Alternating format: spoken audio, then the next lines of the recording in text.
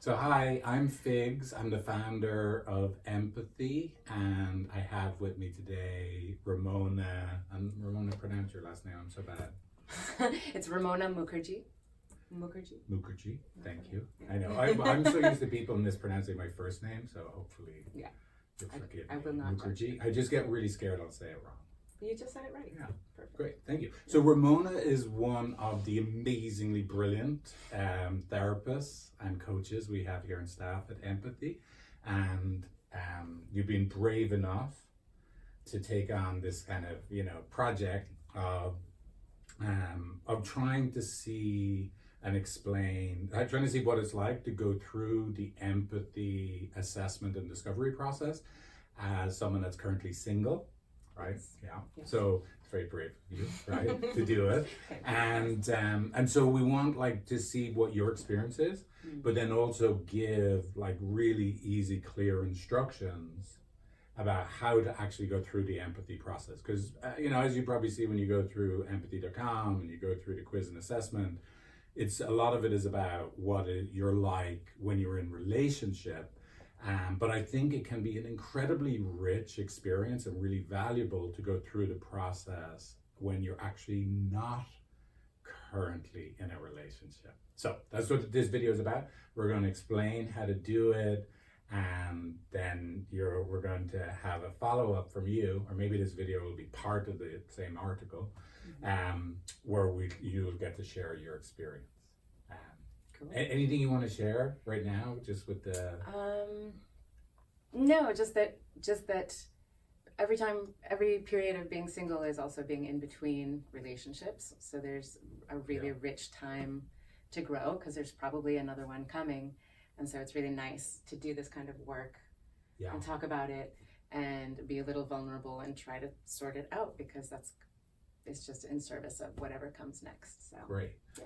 I love that. And again, I really do mean it. I think you're brave to do it, right? Just because anytime we're willing to ask ourselves questions about ourselves and what happens to us in relationship to another, we might come across some information that isn't the most comfortable thing to discover about ourselves or we may be reminded of painful feelings or experiences we had. Yeah. So, fist bump.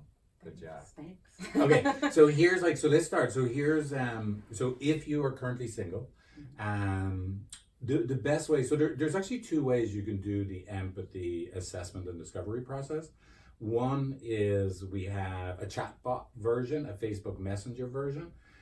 But it's a little bit harder to go through the process as a single person on the Messenger bot version, because you have to create two different Facebook Messenger accounts. A little bit complicated. But so the easiest way would be to go through empathi.com. And obviously we'll have all the links, right? But if you go to empathi.com and you see the main quiz item in the top line menu, you just hit quiz. You take the quiz as yourself. And then when you answer all those questions as yourself, pretty early in the process, you'll see a place where you are asked, what is your partner's name, right? Actually, the first question you're going to be asked, is your relationship important to you? And so, look, if you're just assume, right, we want you to take this from the perspective that you are currently in a relationship with either your ex, if there's one particular ex, or you in your mind have created almost like an avatar of your partner. And not like your ideal partner, the reality and the truth of who your partner has been in your life, right? And so when you get to that first question where you're asked, is your relationship important to you? And you could say, I'm not even in a relationship. Just answer yes, right? Because of course, if you answer no, you can't even go further in the process, right? It actually says maybe you should answer that question again, right? So just answer yes. And then when you're asked for your partner's name, again, you can put in your ex, right? And I was going to say, well, if you're angry, you could say dick. Exactly, right. That's fine. You could that might make it a little easier, right? Sure. Exactly. So whatever, if it's your ex's specific name or dick, or which could be their It could specific be. name, I mean, it's right? a legitimate name. Exactly. Or we could just say, oh, sweet ex-partner of mine, right? Yes. You know, you could call them that, right? But don't say, I don't have a partner, because then you'll have to go through the whole thing with you and I don't have a partner. Exactly. And that's just kind yeah, of it doesn't read well. Yeah. When you get your reports, it's confusing. It's confusing. Yeah, when you and I don't have a partner, you know, it won't work that well. So fill in, you know, so your relationship is important to you, and then write in your ex's name or some avatar of your partners to date.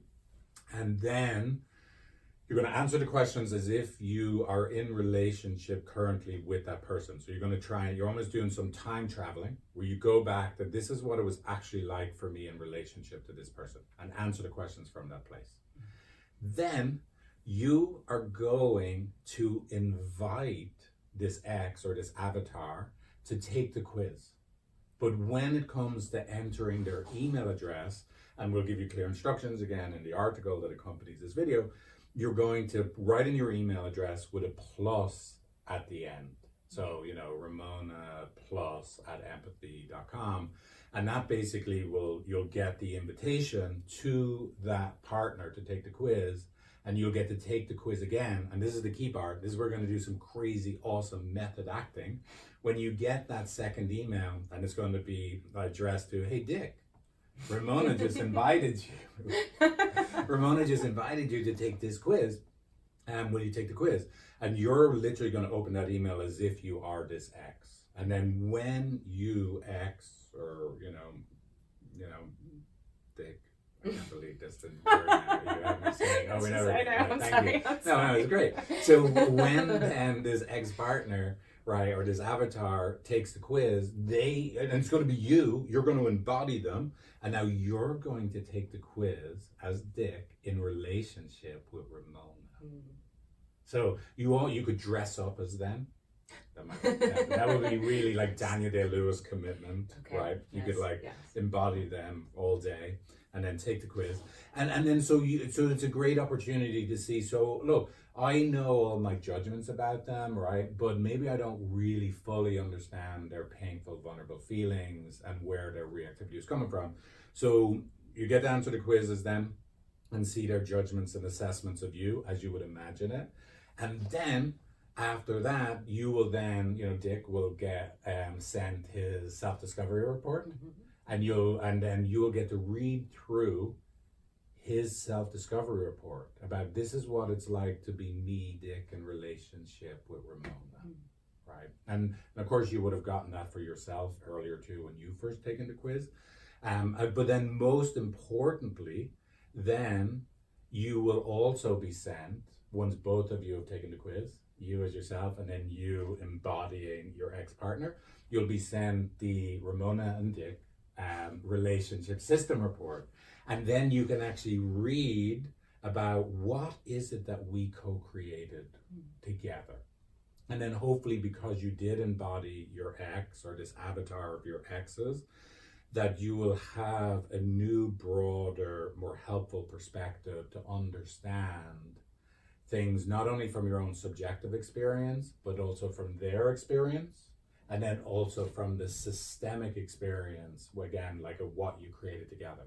Now, why would you do that, right? You would do that so that you can be better prepared for when you are in a relationship again, that you understand your own reactivity, the vulnerability that really stems from, the potential vulnerability your future partner will feel and where their reactivity would come from, and then what is the infinity loop, the pattern that you will inevitably create together. And so hopefully in the future then, instead of that negative pattern resulting in the end of your relationship, it's actually a beginning point and an opportunity for you to get even closer to each other and make love work. So I know there's a lot of me talking. What's that like to hear and imagine going through this process? Yeah, well, I imagine it being challenging. I mean, it is a call to being very honest about, honest, because it's very easy for me to say what I felt. Right. So sitting in the position my ex or exes, because I think there's definitely a theme on the cycles that I have found myself in that have ultimately obliterated the relationships, or I decided, or he decided, or whatever. Right. It wasn't going to work. Yeah. There's definitely a theme, to Right. what was going on. Yeah. And even though it was a different person, and the temptation in my mind is to say, oh, it's just this kind of character type. I'm always attracted to this kind of guy that is just like the wrong kind of guy, the bad boy or whatever types we like to create. Yeah.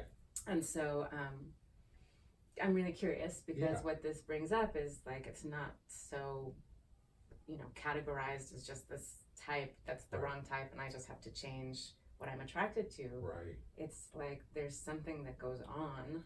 Exactly. That's that can great. Be revealed. I love that, right? So you have a narrative that is inside you already, that maybe it's the type of person I'm picking is the problem. Sure, yeah. And look, who knows, maybe, right? But there's this other possibility that maybe the type isn't wrong, right? The type isn't wrong, is that we just don't, I've never, and with this type of person, had the tools and the perspective to be able to make love work once we get stuck.